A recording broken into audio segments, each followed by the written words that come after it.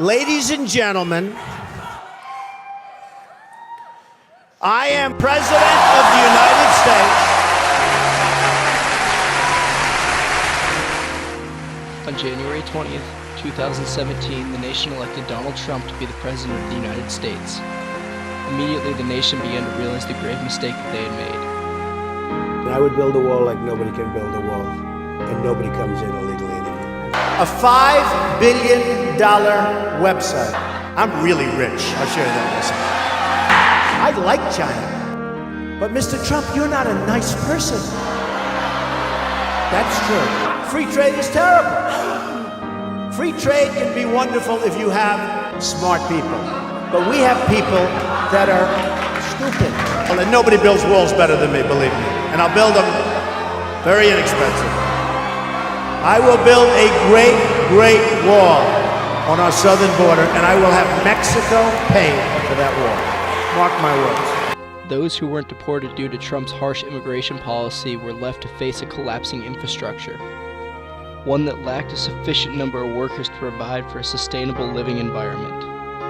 Eventually, the city of Columbia was entirely abandoned, with all its residents moving up north to the country of Canada. Those who remained were left to face a harsh reality of trying to find food and water everywhere they possibly could. The once great city of Columbia now stands abandoned.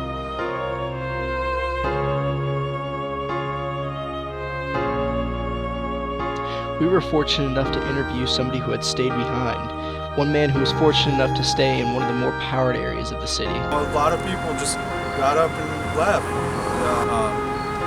Food production went way down. People just started leaving the country. When you cut education spending, a bunch more people left, and it became pretty bad. And upon pacing the abandoned, unpowered residence halls of the former University of South Carolina, we were able to find a young man, dazed and confused, sitting in a bathtub.